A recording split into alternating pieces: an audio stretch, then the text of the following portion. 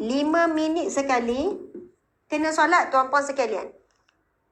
Betul lah, 5 minit sekali solat, 5 minit sekali kena solat. 50 waktu. 5 minit sekali kena solat, 5 minit sekali kena solat. Sekarang kita solat 5 waktu. Ada yang 3 jam sekali solat. Ada maghrib dengan isyak tu dekat, tapi isyak nak ke subuh tu berapa jam? Ada, itu dah 8 jam. Kita sekarang 24 jam, 5 waktu sahaja. Asalnya, kewajipan solat Allah berikan kepada Nabi Muhammad SAW 50 waktu. Tuan-puan sekalian, 50 waktu. Kalaulah betul 50 waktu ni tuan-puan sekalian, bermaksud dalam tempoh 24 jam, 5 minit sekali kita kena solat. Dalam tempoh 24 jam, 5 minit sekali kita kena solat. Cuba cari hadis Nabi yang berkenaan dengan solat kita walaupun 5 waktu sahaja menyamai seperti 50 waktu. Itu ada disebut dalam hadis Nabi. Bagi kamu orang beriman, kita ni yang solat ni, sekarang ni subhanallah kita tahu sejarahnya tuan-puan sekalian. Bila Nabi Muhammad SAW dapat kewajipan 50 waktu solat, turun ke langit yang ke-6, bukan langit ke-7, tak silap saya. Langit ke-6 berjumpa dengan Nabi Musa AS. Kemudian Nabi Musa AS memberitahu, wahai Muhammad, sesungguhnya umatku tidak akan mampu, apalagi umatmu wahai Muhammad, minta kurang dengan Allah. Bila minta kurang dengan Allah, tuan-puan sekalian, Allah kurangkan 5, 5, 5. Kan? Sehinggalah akhirnya tinggal 5 waktu saja. Tinggal 5 waktu lagi. Lalu Nabi Musa berkata lagi, wahai Muhammad, minta lagi kurang dengan Allah. Umatku tidak mampu, umatmu lagi tidak mampu. Dan kalau kita fikir 5 waktu, dah lah Nabi ulang alik lebih kurang berapa kali? 9 kali. Daripada 50 jadi 45, jadi 40. Ulang alik sampai jadi 5 waktu, tuan-puan sekalian. Maksudnya sampai peringkat 5 waktu, Nabi Musa minta kurang lagi. Dan memang benar kata Nabi Musa, 5 waktu pun umatmu tak mampu. Dan hari ini, kalau ikut peratusan ada kajian-kajian dibuat, umat Islam di Malaysia sendiri, lebih kurang dalam 70% tak solat, 30% solat. Ada kajian kata 20% je solat, 80% tak solat. Dan memang betul 5 waktu pun berat bagi umat Islam hari ini. Namun tuan-puan sekalian, bagi yang tetap teguh mendirikan solat, walaupun dia solat 5 waktu, tapi dia akan dapat pahala umpama solat 50 waktu. Ini berdasarkan ada jumpa tak? Okey. Sabda Nabi SAW. Baginda SAW bersabda. Baginda SAW tak henti-henti berulang alik antara Tuhan dan Nabi Musa AS sehingga Allah Ta'ala berfirman. Masya Allah. Sehingga Allah Subhanahu Wa Ta'ala berfirman, wahai Muhammad, sesungguhnya aku fardukan hanyalah 5 waktu sehari semalam. Setiap solat fardu sama nilainya dengan 10 ganjaran. Oleh demikian bererti 5 waktu solat fardu sama dengan 50 fardu solat fardu. 50 solat fardu. Untuk melakukan kebaikan tapi tidak melakukan, nescaya akan dicatat baginya satu kebaikan jika itu disambung dengan hadis yang lain. Tuan-puan yang dimati Allah sekalian, betapa mulia dan hebatnya kita menjadi umat Nabi Muhammad SAW. Sebab itu dikatakan dalam hadis Nabi, cuba cari hadis tu, yang disebutkan tentang umur umatku adalah sekitar 63 hingga sekitar umur 63 tahun. Tapi sebenarnya ada Nabi sebut antara umur berapa. Dan kita adalah umat yang paling pendek umur. Kalau Nabi Nuh umur dia 1350 tahun. Zaman tu kalau jumpa sama-sama dia, umur berapa pakcik? 620 baru. Umur berapa? 420. Ui, dah panjang. Itu lagi panjang umurnya 700 lebih tu. Sekarang kalau jumpalah borak macam tu memang tak betul lah. Sekarang umur 100 lebih dah pelik sangat. Umur 80 lebih tu dah nak umur subsidi dah, tuan-puan sekalian. Hadis Nabi SAW.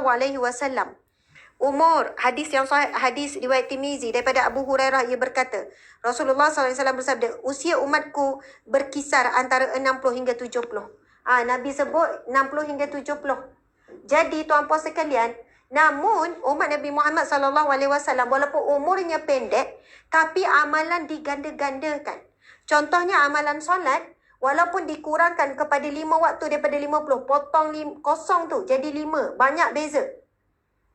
Kalaulah 50, kita 5 minit sekali kena solat, tuan-puan sekalian. 5 minit sekali solat, 5 minit sekali. Jadi buat tak jadi kerja. Tapi Allah berikan kemuliaan kepada umat Nabi Muhammad SAW. Walaupun dikurangkan jadi 5, tapi ganjarannya 5 kali 10. Jadi 5 kali 10 jadi 50. Setiap kali kita solat, walaupun hanya satu waktu, tetapi digandakan umpama 10 kali solat. Jadi kita tetap diberi ganjaran 50 waktu. Subhanallah, Allahu Akbar. Sebab itu, once kita buat solat, kita solat kena terbaik.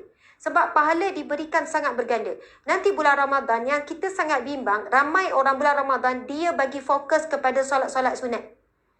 Solat tarawih, memang kita fokus. Sebab solat tarawih istimewa ada bulan Ramadan saja. Ini laju kuat sangat pula aircon. Buat sederhana. Jadi, sebenarnya yang perlu kita beri perhatian, antaranya adalah solat fardu perlu diberikan perubahan dan perlu di-upgrade. Tuan-puan dimati Allah sekalian. Ini saya belum habis.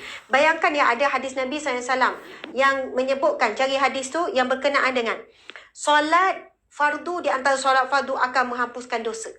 Yang Nabi sebut Ramadan ke Ramadan menghapuskan dosa. Solat ke solat, Jumaat ke Jumaat menghapuskan dosa. Solat ke solat menghapuskan dosa. Sebab itu tuan-puan sekalian, kalaulah kekal 50 waktu, 5 minit sekali solat, sempat tak nak buat dosa? Tak sempat tuan-puan sekalian.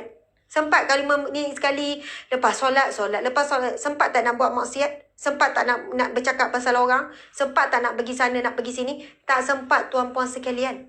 Tetapi kerana Allah telah menjadikan, Masya Allah. Ini berdasarkan hadis riwayat Muslim. Hadis yang sahih, Nabi bersabda, As-salawatul khamsu wal jum'atu ila jum'ah wa Ramadan ila Ramadan. Mukaffiratu ma bainahunna idza jitanaba kabair. Bermaksud solat 5 waktu. Solat 5 waktu daripada solat ke solat. Solat 5 waktu daripada Zuhur ke Asar, Asar ke Maghrib, Maghrib ke Isyak, Isyak ke Subuh. Jumaat ke Jumaat. Dan Ramadan ke Ramadan adalah penghapus dosa-dosa kecil di antara waktu-waktu tersebut selama mana ia tidak melakukan dosa besar. Masya Allah. Tuan-puan bayangkan ya, kalaulah 50 waktu, 5 minit sekali solat, memang tak sempat buat dosa. Tetapi Allah berikan kelebihan kepada umat Nabi Muhammad SAW. Walaupun antara contoh subuh ke zuhur ada berapa jam? 5 jam, 6 jam. Lebih kurang 5-6 jam. Kita tak menunaikan solat. Tetapi Allah jadikan ia satu bentuk penghapus dosa. Daripada subuh ke zuhur, tuan-puan sekalian, lebih kurang ada 5 jam, 6 jam. Jadi penghapus dosa-dosa yang kecil selagi mana kita tak buat dosa yang besar. Kalau buat dosa besar, mengumpat, tak boleh lah. Ia tu kena taubatan nasuha. Kalau kita ejek orang, hina orang, itu taubatan nasuha, tuan-puan sekalian.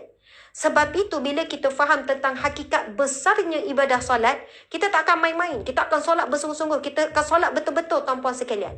Ini, daripada peristiwa Isra' Mi'raj ni. Subhanallah, hebatnya. Rupanya ada hadis Nabi. Dikurangkan ya, kepada 5, tapi tetap dapat ganjaran. Oh, hebat. Nak tunaikan solat betul-betul.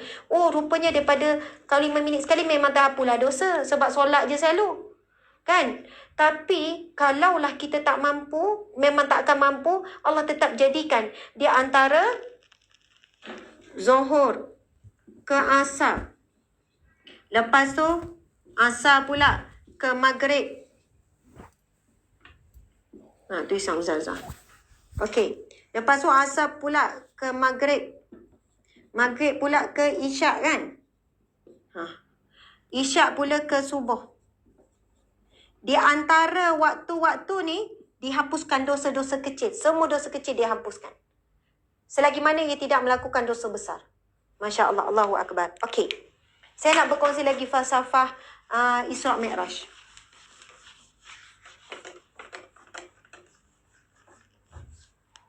Okey.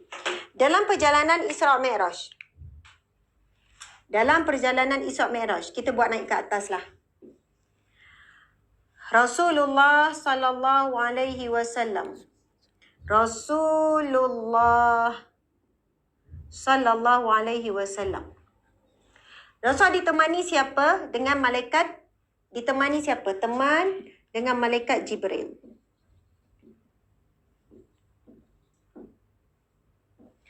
Rasulullah ditemani malaikat Jibril.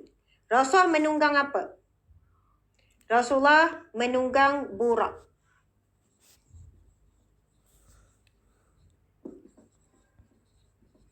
Okey, subhanallah. Kejap. Rasul menunggang burak, Rasul ditemani. Maksudnya ditemani, dipandu. Dipandu oleh malaikat Jibril. Betul kan? Rasulullah sallallahu alaihi wasallam menunggang burak, ditemani, maksudnya ditemani di sini malaikat Jibril menunjukkan jalan. Pergi sana, pergi sini, sebuah apa-apa dan sebagainya. Maksudnya pemandu jalan adalah malaikat Jibril. Bertemu dengan Allah Subhanahu wa taala untuk apa? Menerima solat. Masya Allah. Subhanallah, Allahu Akbar. Dalam perjalanan Rasulullah sallallahu alaihi wasallam bertemu dengan Allah Subhanahu wa taala, Rasulullah menunggang burak dan dipandu oleh malaikat Jibril. Dalam perjalanan bertemu dengan Allah ketika hidup, subhanallah, masih hidup dan bertemu dengan roh dan jasad. Antara falsafah lah yang kita boleh fahami dalam perjalanan ini, iaitu dalam proses kita sendiri nak bertemu dengan Allah, kita perlu menunggang. Menunggang apa? Kita perlu menunggang. Kita perlu menunggang apa? Burak ini mewakili apa, tuan-puan sekalian? Binatang. Kan? Burak ni gambarannya adalah binatang syurga. Makhluk syurga, tapi bayangannya adalah binatang. Binatang ni mewakili hawa nafsu. Sebab binatang Allah ciptakan akal, Allah ciptakan nafsu. Daripada nafsu tak ada keinginan berkahwin, bukan berkahwin, berpasangan. Daripada nafsu ada nafsu berkasih sayang, dia sayang anak, dia protect. Okey, binatang mewakili menunggang nafsu. Kita sebutkan. Okey, kita adalah manusia. Manakala malaikat ini mewakili akal. Malaikat Allah ciptakan akal saja. Binatang ada nafsu. Malaikat hanya ada akal saja. Jadi dalam perjalanan kita menuju Allah, kita perlu menunggang hawa nafsu kita dan kita perlu dipandu dengan akal. Okey. Dan subhanallah, solatlah akan membuatkan perjalanan kita akan tepat bertemu dengan Allah. Allahu Akbar. Dalam perjalanan kita menuju Allah Subhanahu wa taala, tuan-puan sekalian, kita perlu menunggang hawa nafsu kita, bukan hawa nafsu yang memandu kita. Subhanallah, yang memandu kita adalah akal kita, fikir baik buruk. Di sini letaknya iman dan sebagainya. Kemudian dan tujuan untuk kita pergi tu, tuan-puan sekalian, untuk kita bertemu dengan Allah, solatlah kenderaan kita. Bukan kenderaan, maksudnya solatlah kaedah ataupun cara untuk kita bertemu dengan Allah Subhanahu wa taala. Tuan-puan yang mati Allah sekalian, Rasulullah sallallahu alaihi wasallam bertemu dengan Allah ketika saat hidupnya untuk menerima wahyu solat, wahyu zakat, puasa, sedekah, semua lain-lain melalui perantaraan Jibril. Kan?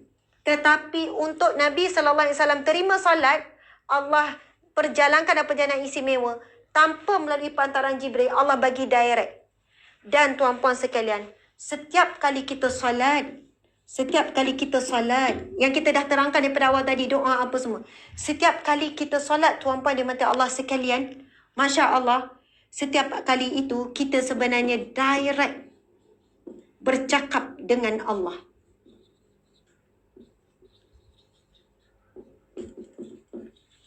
Tanpa perantaraan.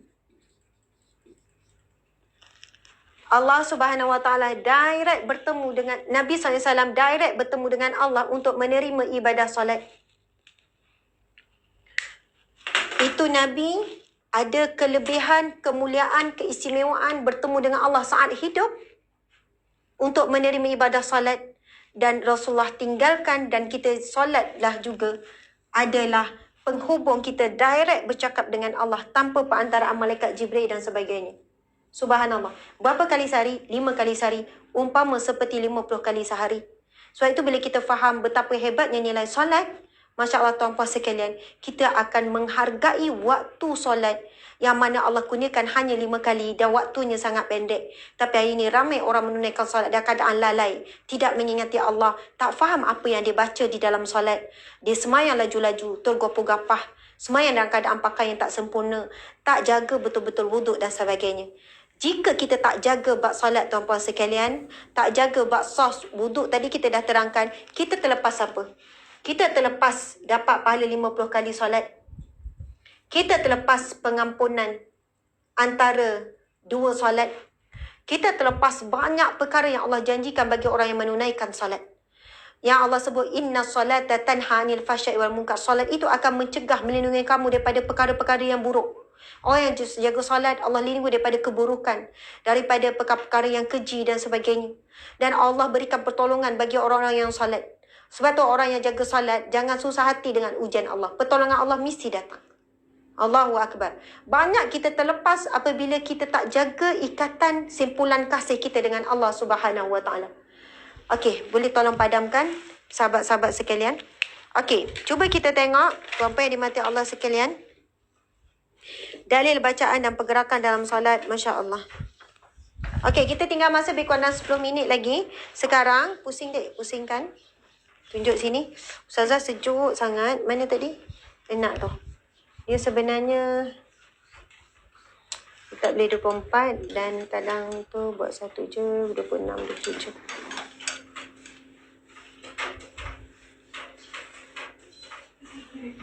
Ya. Okey, subhanallah tuan-puan dimati Allah sekalian. Cuba tengok solat adalah amal ibadah pertama yang akan dihisap. Bismillahirrahmanirrahim. Inna awwala ma yuhasabu bihi 'abdu yawmal qiyamah min 'amali salatu fa in saluhat faqad aflaha wa anjah wa in fasadat faqad khaba wa khasira. Bermaksud, sesungguhnya amal yang pertama dihisap pada seorang hamba pada hari kiamat adalah solatnya. Maka jika solatnya baik, sungguh dia orang yang beruntung dan berhasil, dan jika solatnya rosak, sungguh dia telah gagal dan rugi. Ibadah yang pertama akan dihisap, ibadah yang pertama akan dilihat, akan diperhatikan, akan dihitung adalah solat. Sebab itu amatlah rugi. Ada orang dia beri perhatian yang lebih kepada sedekah. Bukan saya kata tak bagus, bagus. Bab sedekah dia lah paling utama. Contoh bab tolong orang sikit. Tapi bila bab solat, dia solat laju-laju. Dia solat tak tenang. Dia solat dalam keadaan lewat selalu. Dia solat dalam keadaan dia tak jaga sangat. Bab lain dia jaga. Sedangkan kita tahu solat adalah amalan yang pertama. Fa'in solat. Kalau solat itu baik, faqad aflaha wa anjah. Nampak tak? Nabi menyebutkan, maka jika solatnya baik, solatnya selesai, solatnya beres, sungguh dia seorang yang beruntung dan berhasil. Dia orang yang akan berjaya, orang yang akan beruntung. Aflaha adalah maksudnya beruntung. Sebab bila perkataan tu aflaha, saya nak sebutkan, saya nak juga perhatikan seruan azan. Seruan azan. Okey, seruan azan. Allahu Akbar, Allahu Akbar, asyhadu. Kan kita sampai hayya. Hayya ala. Yang pertama hayya ala solah. Betul tak? Hayya ala solah. Allah tisang Ustazah. Okey lah tu ya. Cantik lah tu. Okey, tapi Ustazah nak tulis ni. Okey. Betul tak hayya je macam ni? Ha? Apa dia? Betul tak hayya? Ada alif? Betul ke? Cek balik. Hayya ala salah. Hayya ala salah. Ya ke? Tak rasanya. Hayya ala salah. Lepas tu hayya. Ha? Ha? Ha? Ha. Hayya ala falah. Okey, apa maksud dia? Datanglah. Ini seruan, datanglah kepada solat. Datanglah solat, macam itulah. Lepas tu datanglah. Sebab perkataan di sini ni, aflaha ni. Datanglah. Ramaikan yang sebut menuju kepada kejayaan. Betul kan? Datanglah menuju solat, datanglah menuju kepada kejayaan. Betul kan? Biasa diterjemahkan kepada al-falah iaitu kejayaan. Okey. Ustazah Aini, Ustazah Izzati, Ustazah Ain. Al-falah bahasa Arab maksud dia apa? Ya ke kejayaan? Najah. Untung. Najah maksud berjaya. Ni anjah. Faqad aflaha wa anjah. Wa anjah ni dalam hadis ni baru maksud berjaya. Najihah yang berjaya, aflaha.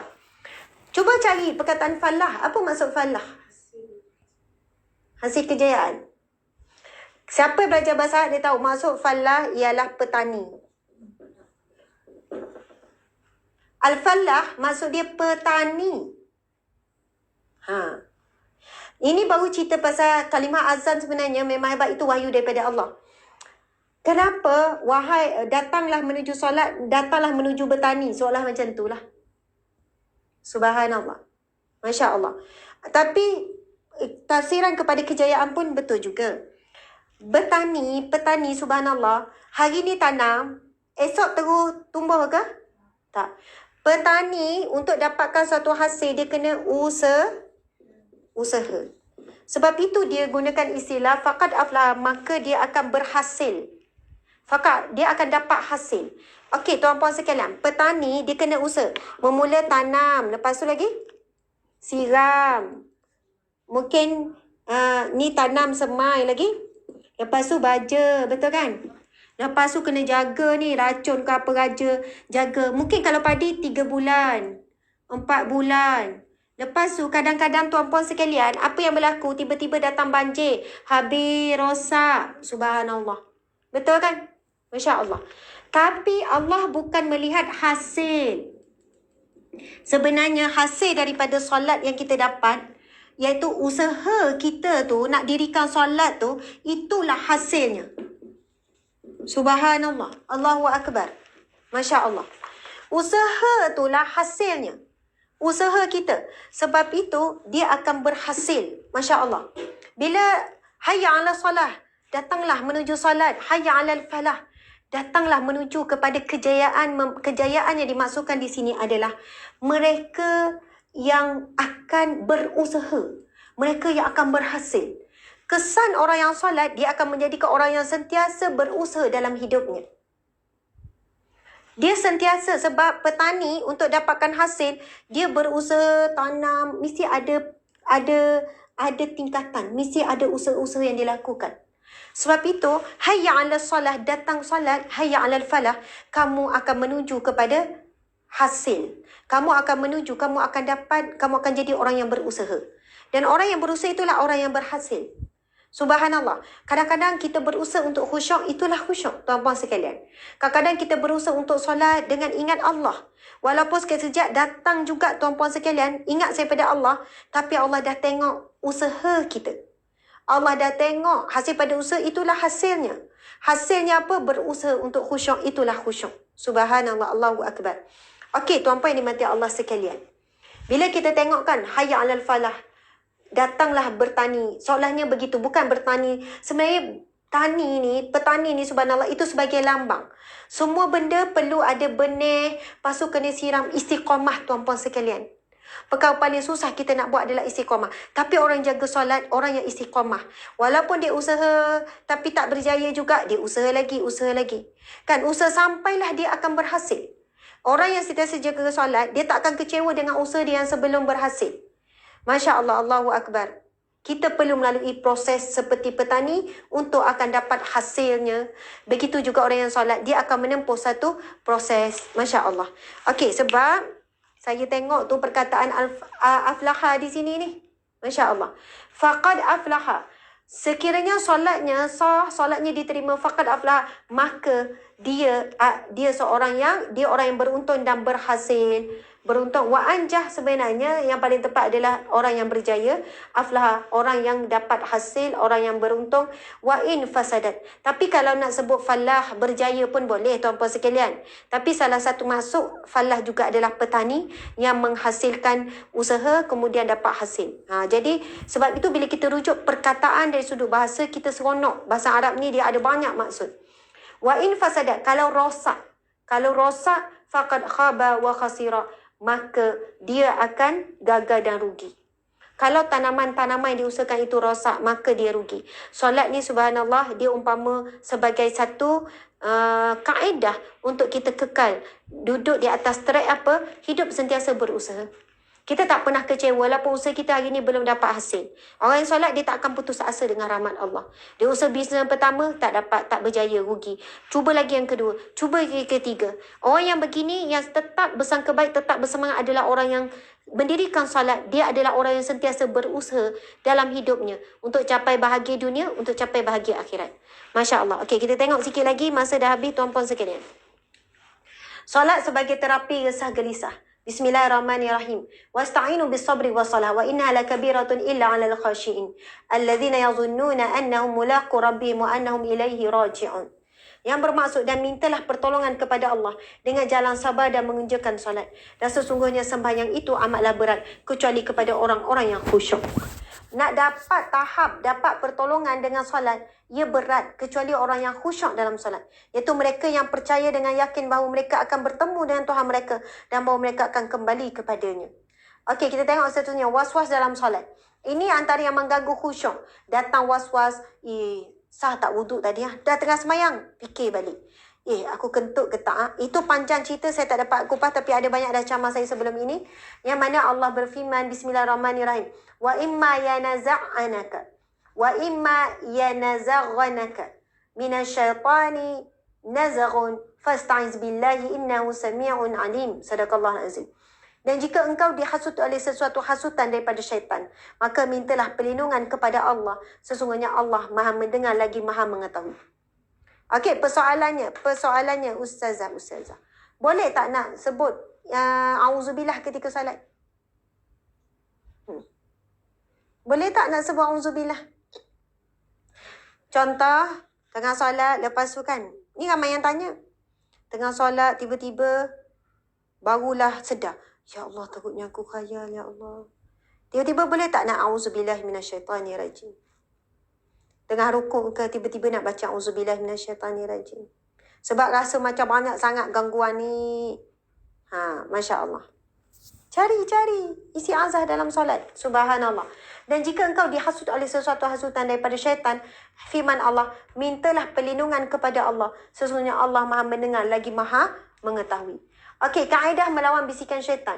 Yang pertama, mohon perlindungan Allah. Yang kedua, mujahadah melawan bisikan tersebut. Kaedah melawan bisikan syaitan, mohon perlindungan daripada Allah. Sabda Nabi SAW. Inni la'alamu kalimatan law qalaha la dhahaba za'anhu a'udzu billahi minasyaitanir rajim. Nabi sebut, sesungguhnya aku akan mengajarkan satu kalimah yang jika orang itu membacanya, nescaya beredar apa yang ada padanya. Seandainya dia membaca, aku berlindung kepada Allah daripada syaitan yang terkutuk. Subhanallah. Tuan-puan dimati Allah sekalian, perkataan auzubillahi minasyaitanirrajim ni banyak sangat disebut dalam hadis Nabi tentang barakah mengucapkan kalimah auzubillahi minasyaitanirrajim ni. Masya Allah. Okey. Isti'azah, namanya isti'azah.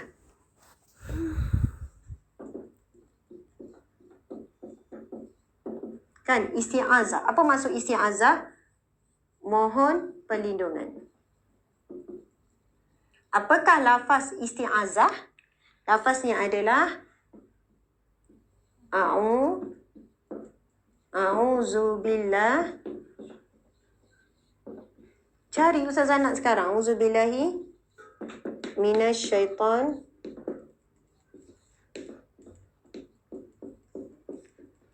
syaitani rajim. Okey, subhanallah.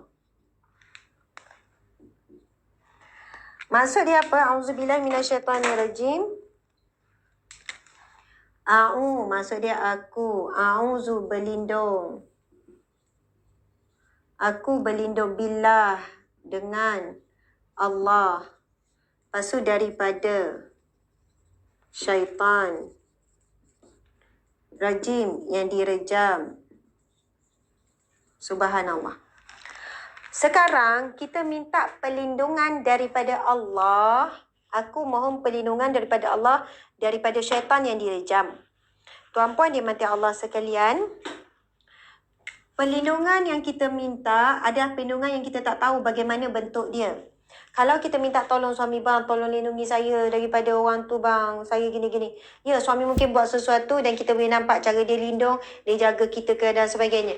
Tapi perlindungan yang kita minta dengan Allah adalah bentuk perlindungan yang kita tak tahu bagaimana Allah akan lindungi kita.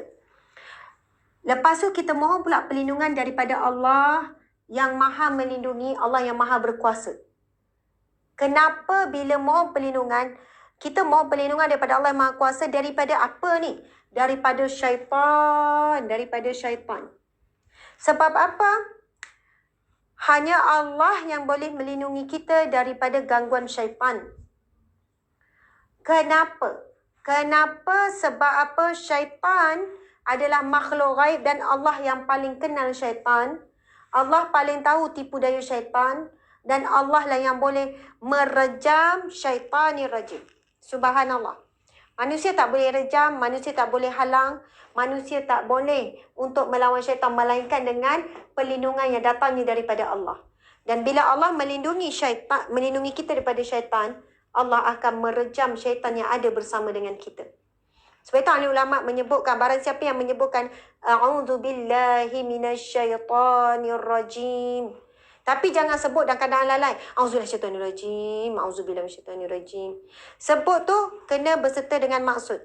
Auzubillahiminasyaitanirrajim. Aku mohon perlindungan ya Allah daripada syaitan yang direjam. Subhanallah. Dan para ahli ulama menyebutkan siapa yang mengucapkan isti'azah, maka Allah akan menghantar para malaikat. Siapa yang akan rejam syaitan ni? Malaikat, tuan-puan sekalian. Allah menghantar malaikat untuk merejam syaitan yang ada bersama dengan kita. Tapi dengan syarat kita kena minta. Bukan kita harap, Allah maha mengetahui, Allah tahulah tu macam mana kalau ada syaitan ganggu dia rejam. Sebab itu konsepnya doa. Doa ini adalah permohonan, permintaan. Siapa nak dapat perlindungan, minta perlindungan. Jadi siapa yang nak perlindungan daripada syaitan, Auzubillahiminasyaitanirrajim. Aku mohon perlindungan daripada syaitan yang direjam, maka syaitan yang ada bersama dengan kita akan direjam oleh Allah. Yang mengganggu kita, yang menyebabkan kita marah. Bayangkan yang Nabi sebut. Sesungguhnya aku akan mengajarkan satu kalimah. Mengajarkan satu kalimah yang jika orang itu membacanya, saya beredar apa yang ada padanya. Beredar, siapa yang beredar? Syaitan akan beredar. Syaitan akan lari. Seandainya dia membaca, aku berlindung kepada Allah daripada syaitan yang terkutuk. Bukan dan ni, aku berlindung kepada Allah dan syaitan. Aku berlindung kepada Allah daripada syaitan yang terkutuk. Subhanallah. Saya tak jumpa tadi. Okey, tuan-puan yang dimati Allah sekalian. Jadi isti'azah ni, kaedah melawan bisikan syaitan, mujahadah, perjuangan. Lepas itu khusyuk sebagai roh solat. Okey, kita tengok sesungguhnya mereka yang selalu bersegera dan mengerjakan perkara baik, berdoa, subhanallah. Itu di antara qad aflaha, maka berjayalah orang-orang yang beriman. Maka berhasillah orang-orang yang beriman. Maka beruntunglah orang-orang yang beriman. Masya Allah, aflaha jegi, hayya alal falah, kan yang kita terangkan. Orang yang berjaya tu orang yang sentiasa berusaha dalam hidupnya. Orang yang berjaya, beruntung, kan qad aflahal mu'minun. Sesungguhnya, maka sentiasa berusahalah orang-orang yang beriman itu. Allazina hum fi salatihim khasyun, iaitu mereka yang dalam solatnya khusyuk. Dan juga firman Allah ini biasanya digunakan dengan perkataan maka telah berjaya. Siapakah orang beriman yang berjaya? Orang yang solatnya dalam keadaan yang khusyuk. Subhanallah. Okey. Menurut para ulama Maliki, amalan membaca isti'azah dan basmalah sebelum baca surah Al-Fatihah adalah okey. Lepas tu mazhab Syafi'i, Hanafi pula. Ulama Syafi'i dan Hanbali pula menyatakan isti'azah adalah sunat dibaca secara perlahan pada setiap awal rakaat, iaitu sebelum mula membaca yang lain. Dilakukan dengan menyebut auzubillahi minasyaitanirrajim. Subhanallah. Okey. Kalau kita baca ada satu hadis Nabi SAW, Faiza qara'tal Quran fasta'iz billahi minasyaitanirrajim. Kalau ikut mazhab Syafi'i kita, sunat kita baca isti'azah untuk setiap kali sebelum kita baca Al-Fatihah. Untuk setiap rakaat. Kan sebelum baca Al-Fatihah, auzubillahi minasyaitanirrajim, bismillahirrahmanirrahim. Sunat. Maksudnya boleh kita baca dalam solat. Kemudian bahkan sebelum baca Quran, memang hadis Nabi tu, Nabi menyebutkan tentang wa idza qara'tal Quran fa idza qara'tal Quran fasta'iz billah. Apabila kamu ingin membaca Al-Quran, maka isti'azah, mohon perlindungan daripada Allah minasyaitanirrajim, dari syaitan direjam.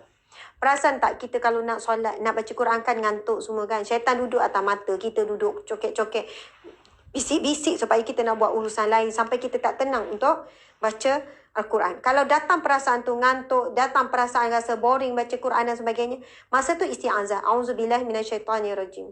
Subhanallah, Allahu Akbar. Okey, tuan-puan yang dimati Allah sekalian, sikit lagi. Kita nak tengok rukun-rukun khusyuk solat, muraqabah rasa pengawasan, mengagungkan Allah. Ini jadi panjang ni, muraqabah berasa Allah mengawasi dan sebagainya, takzim mengagungkan Allah Al-Mahabbah. Ini dari sudut tasawuf. Sebenarnya yang lebih baik adalah bagi tip yang dari sudut amalan yang kita boleh buat apa. Kan? Masya Allah. Menakkan diri tawaduk ini dari sudut tasawuf. Orang Ta'ala mendapat khusyuk, orang yang sombong, orang yang hatinya kan, orang yang lalai, orang yang sombong. Ini pun dari sudut tasawuf ni. Ini dari sudut akhlak, dalaman dan sebagainya. Okey, subhanallah. Okey, tuan-puan sekalian. Antaranya, kan, tip Imam Al-Ghazali. Tip Imam Al-Ghazali untuk dapat khusyuk. Itu yang kita maksudkan.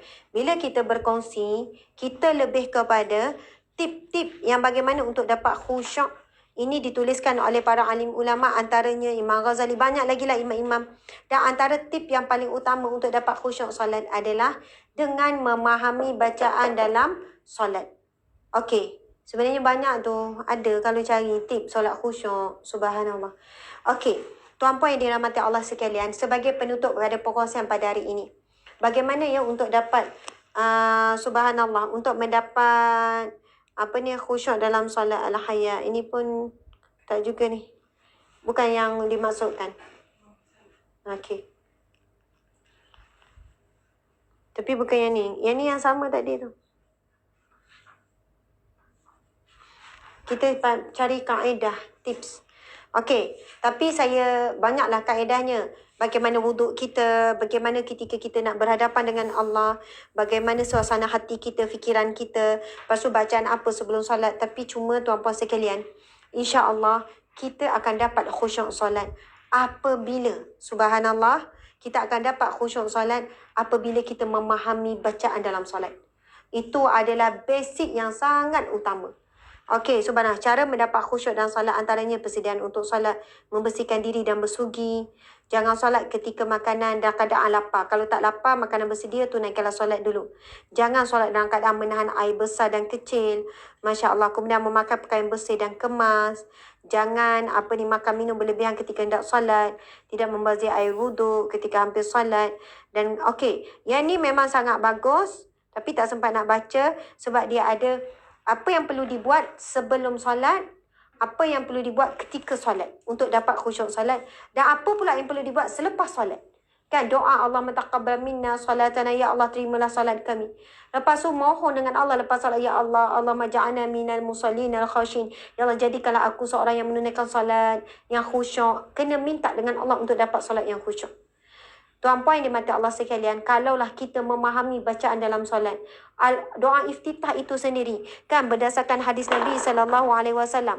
Contohnya bacaan doa iftitah itu sendiri, Masya Allah.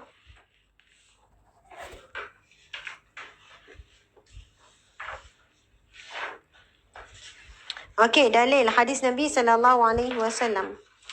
Okey. Ramai orang tak baca doa iftitah ketika solat. Ramai yang tak baca sebab rasa sunat. Dan ia bukan sunat mu'ad, ia sunat hayat. Tapi insya-Allah siapa yang membaca, ini hadis sahih riwayat Muslim tuan-puan sekalian. Dan insya-Allah siapa yang berilmu, orang yang tahu pasal hadis ni, dia tak akan tinggalkanlah doa iftitah. Tak akan tinggalkan. Dan insya-Allah bacaan doa iftitah adalah satu doa yang kita mulakan solat. Siapa yang memahami maksudnya sekali, kan, kalau tak mampu nak faham, baca saja. Tapi yang terbaik memahami, barulah ada penghayatan. InsyaAllah kita akan dapat mencapai kedudukan solat yang tenang, solat yang khusyuk. Okey, kita baca hadis Nabi ni, maksudnya saja. Daripada Ibnu Umar, dia berkata, ketika kami solat bersama Rasulullah SAW, tiba-tiba seseorang mengucapkan Allahu Akbar kabira walhamdulillahi kathira wa subhanallahi bukratan wa asila. Sebagaimana yang kita baca doa iftitah tu tuan-puan sekalian. Maha besar Allah, segala puji bagi Allah. Tapi ada lagi dua yang lain yang menyambung yang doa iftitah kita baca tu kan. Lantas Rasulullah SAW bertanya, siapakah yang mengucapkan kalimah tadi? Masya Allah. Maksudnya lepas solat lah ni. Lepas selesai solat, Nabi bertanya, siapakah yang membaca kalimah tadi? Seorang sahabat menjawab, saya wahai Rasul. Lalu baginda bersabda, Sungguh aku sangat kagum dengan ucapan tadi. Sebab pintu-pintu langit dibuka kerana kalimah itu. Kata Ibnu Umar, maka aku tak pernah lagi meninggalkannya semenjak aku mendengar Rasulullah SAW mengucapkan hal itu. Hadis riwayat Muslim 150. Tuan-puan sekalian, membaca doa iftitah ketika solat, pintu langit akan terbuka. Subhanallah. Bayangkan ya bila kita baca Allah maftah, Allahu akbar kabira walhamdulillahi katsira wa subhanallahi bukratan wa asila. Wajjahtu wajhi lillazi fatara samawati wal ard hanifan musliman wa ma ana minal muslimin. Wa ma ana minal musyrikin. Inna salati salatku wa nusuki ibadahku wa mahyaya hidupku wa mamati dan matiku lillahi rabbil alamin. Ikrar kita dalam doa iftitah. Itu membantu kita menjadi orang yang khusyuk dalam solat. Dan membantu kita menjadi orang yang taat kepada Allah, ikhlas kepada Allah. Sebab kita sebut apa? Inna salati salatku wa nusuki, segala ibadahku. Nusuki juga memasuk segala amal-amal perbuatanku. Bukan solat saja, segala amalan kita. Wa mahyaya, hidupku, wa mamati dan matiku lillahi rabbil alamin, adalah untuk Tuhan sekalian alam. Subhanallah. Bayangkan tuan-puan yang dimati Allah sekalian. Masya Allah. Jika kita memahami tentang makna dalam solat, kita akan khusyuk, kita akan tenang, kita akan beri perhatian tumpuan. Sebab masa cakap tu nak bawa masuk sekali. Adakah sempat ketika itu untuk kita memikirkan selain daripada apa yang kita baca dalam solat? Dan ia akan menjadi pergerakan dalam solat pada awal sampai ke doa, permohonan, rayuan. Kita mengadu dengan Allah. Kita tengok pula Al-Fatihah. Kan kalau pergi masuk Al-Fatihah satu-satu pula, ya Allah azim, sangat hebat masuk Al-Fatihah. Pergi pada kalimah iyyaka na'budu, hanya kepadamu ya Allah aku memperhambakan diri. Di luar solat kita jadi hamba kepada hawa nafsu, hamba kepada manusia, hamba kepada kecantikan sampai sanggup buat apa saja untuk lihat cantik, hamba kepada kemasyhuran, buat apa saja, TikTok itu ini, buat perkara yang macam-macam. Sebab kita jadi hamba kepada kemasyhuran, kita nak kejar masyhur. Ada orang jadi hamba kepada harta. Duduk buatlah macam-macam apa saja untuk mengumpulkan harta. Ada orang menjadi hamba kepada pujian. Buat sesuatu untuk dapat pujian. Tapi bila kita baca dalam solat, iyyaka na'budu, hanya kepadamu aku memperhambakan diri. Baru sedar kita sebenarnya hamba Allah. Wa iyyaka nasta'in, dan hanya kepadamu aku mohon pertolongan ya Allah. Nak jadi hamba Allah kena mohon tolong dengan Allah, baru dapat jadi hamba Allah. Baru sedar kita ni tak ada apa-apa. Hamba tidak memiliki. Bila kita sebut Malik Yaumiddin, Raja Hari Pembalasan, Raja di dunia, kita sebut iyyaka na'budu wa iyyaka nasta'in. Mula kita puji Allah lah, Raja ni sekalian, memiliki semuanya. Malik Yaumiddin, Raja, pemilik, Malik. Lepas tu kita sambung iyyaka na'budu wa iyyaka nasta'in. Hanya kepadamu aku memperhambakan diri. Mula sebut Raja kan. Kemudian disusuli dengan kita mengakui kitalah hamba kepada Raja. Dan kita sedar bahawasanya hamba tak memiliki apa-apa. Kita hanya memerlukan, kita perlu memohon kepada Raja. Subhanallah. Lalu subhanallah, apa yang kita akan dapat tuan-puan sekalian? Pertolongan daripada Allah. Dan ada hadis Nabi kan yang berkenaan dengan jawapan-jawapan Allah ketika salat. Ini penutup ni tuan-puan sekalian. Daripada Abu Hurairah radhiyallahu anhu, katanya Nabi SAW bersabda, sesiapa yang tidak membaca Quran Al-Fatihah dalam solat, maka solatnya tidak sempurna. Lalu orang bertanya kepada Abu Hurairah, bagaimana kalau kami solat mengikut imam? Jawabnya, bacalah perlahan-lahan.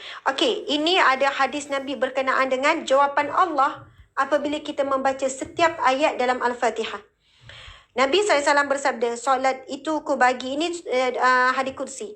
Solat itu ku bagi dua antara ku dan hambaku. Untuk hambaku ialah apa yang dimintanya apabila dia mengucapkan Alhamdulillahirrabbilalamin. Lalu Allah menjawab, Hamidani abdi, hambaku memujiku.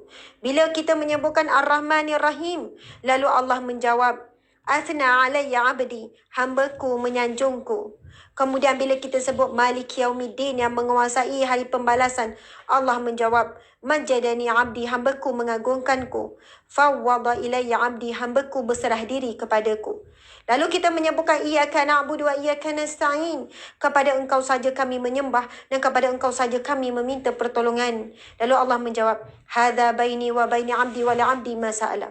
Ini adalah antara aku dengan hambaku, dan apa yang hambaku minta maka hambaku akan dapat. Allahu Akbar. Bila kita ucapkan ihdinas siratal mustaqim, siratal ladzina an'amta alaihim ghairil maghdubi alaihim, lalu Allah menjawab, hadza li'abdi wa li'abdi ma sa'ala.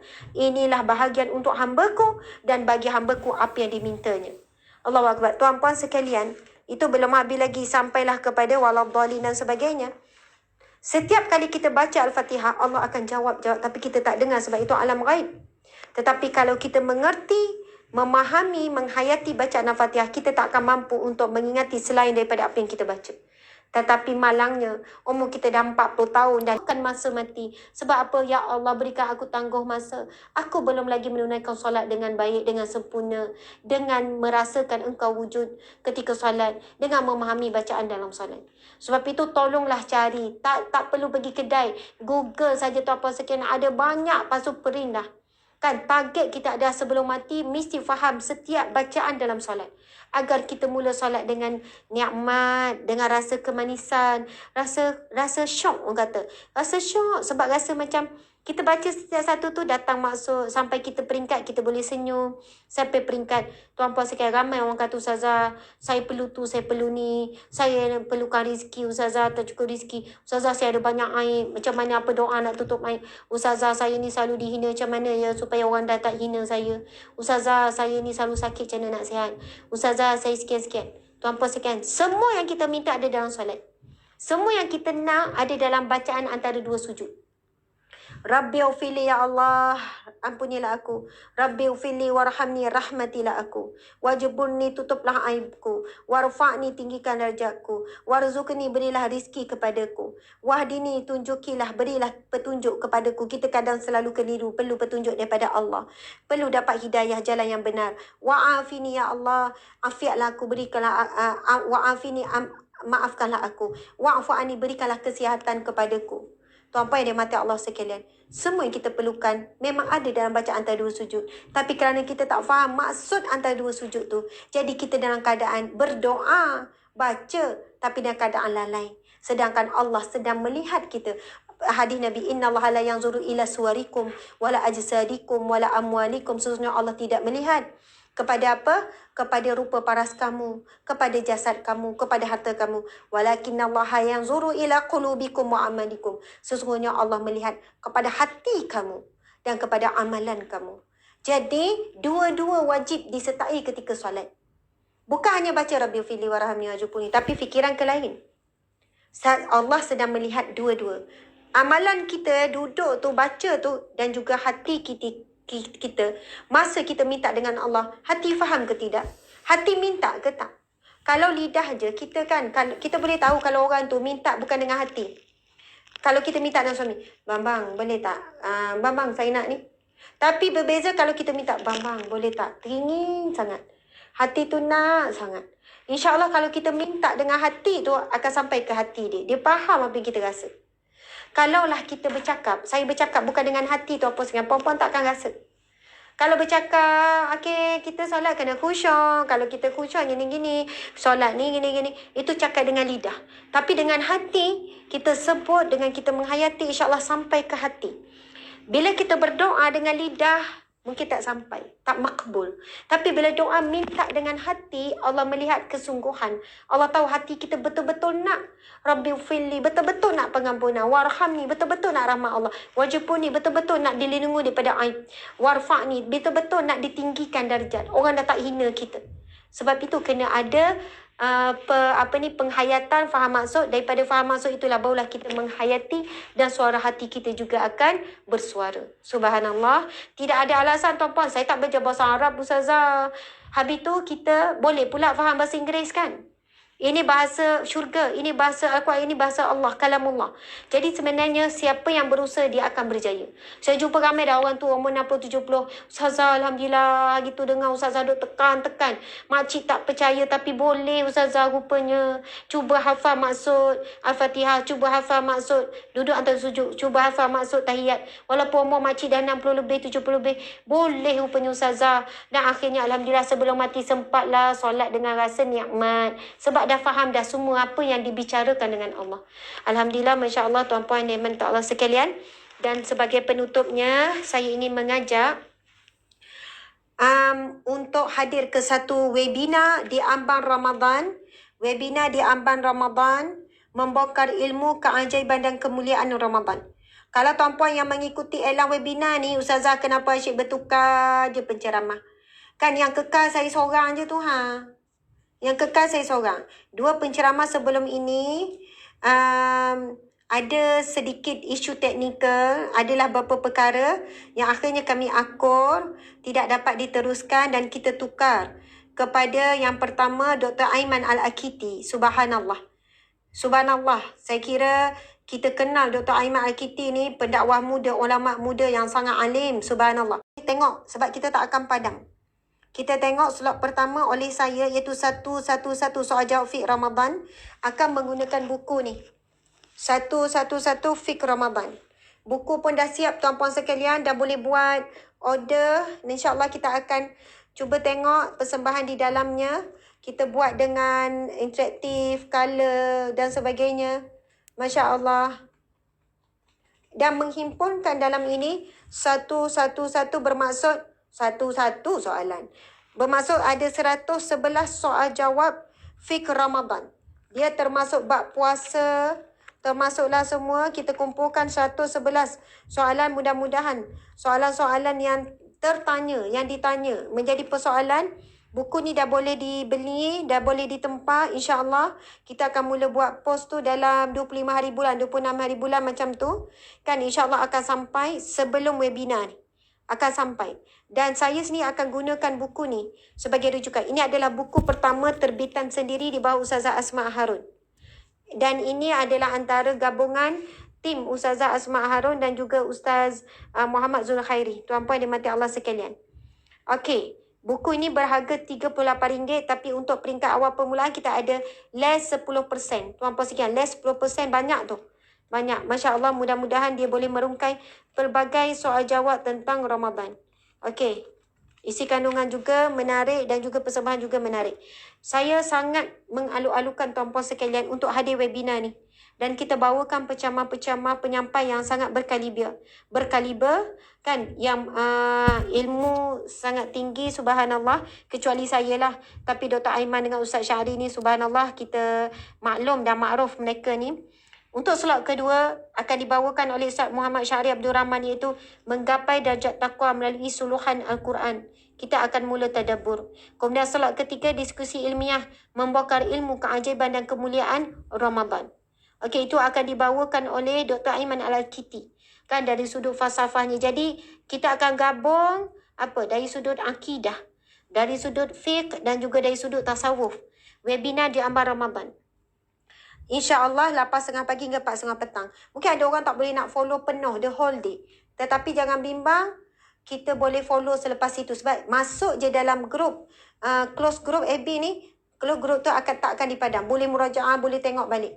Dan kepada siapa yang dah ada soalan, anda dah boleh bagi awal lagi kepada ni. Boleh WhatsApp dan sebagainya. Yuran serendah RM60 sahaja. Dan kepada yang tidak mampu untuk masuk ke webinar ini, maka anda boleh je WhatsApp pada nombor yang tertera dan insyaAllah kita akan bagi percuma sebab ada pihak yang infak webinar ni secara percuma. Jadi kepada siapa yang nak infak yuran webinar, Ustazah saya bayar untuk 10 orang. Saya 9 orang lagi Ustazah boleh infak kepada orang yang tak mampu nak masuk webinar Ustazah. Tuan-puan yang dimati Allah sekalian, webinar ini adalah ikhtiar kita juga untuk menjana pendapatan kita bagi kelangsungan kerja amal kerja dakwah. Daripada yuran webinar inilah kita bayar gaji staf-staf kita dah 60 orang. Yuran webinar inilah sebagai enjin ataupun jentera minyak kepada gerak kerja dakwah dan kerja amal kita. Jadi kita tak mampu nak menampung kos-kos operasi kita hanya sekadar kita ada dalam 60 orang staf. Buat kerja amal, buat kerja NGO, buat kerja dakwah, ngajar-ngajar mu'alaf. Kita tak ambil duit NGO untuk bayar gaji pekerja. Tapi kita survive dengan apa? Dengan berniaga melalui galeri Ustazah Asma, melalui pelbagai produk. Dan kita buat webinar begini berbayar 2 bulan sekali je. Ustazah tak buat seminggu sekali. Kami tak buat sebulan sekali. Kami tak buat 2 minggu sekali. Saya sendiri segan untuk buat kuliah yang berbayar. Jadi kita buat 2 bulan sekali saja webinar berbayar tuan-puan sekalian. Dan Alhamdulillah daripada yuran itulah boleh menjadi seperti minyak lah. Kalau kereta tak nak bergerak, tak ada minyak. Sama juga gerak kerja dakwah tak boleh nak bergerak tanpa keuangan. Daripada keuangan itulah kita boleh meneruskan modal-modal insan, kerja-kerja amal, kerja dakwah dan sebagainya. Sebab itu kepada siapa yang nak infak yuran webinar pun boleh WhatsApp yang tertera. Nanti kita akan berikan infak yuran itu kepada mereka yang tak mampu nak masuk kepada webinar di ambang Ramadan, membongkar ilmu, keajaiban dan kemuliaan Ramadan. Subhanallah. Sekian daripada saya tuan-puan sekalian. Mohon maaf salah dan silap. Terima kasih sekali lagi kepada pihak penganjur. Dan saya juga mengajak untuk sama-sama berinfak kepada surau Felda ini agar mereka boleh meneruskan kerja amal, kerja dakwah. Subhanallah, sekian daripada saya. Sekian, saya mohon maaf sepanjang penyampaian kalau ada kesilapan. Mudah-mudahan dapat memberikan manfaat yang banyak.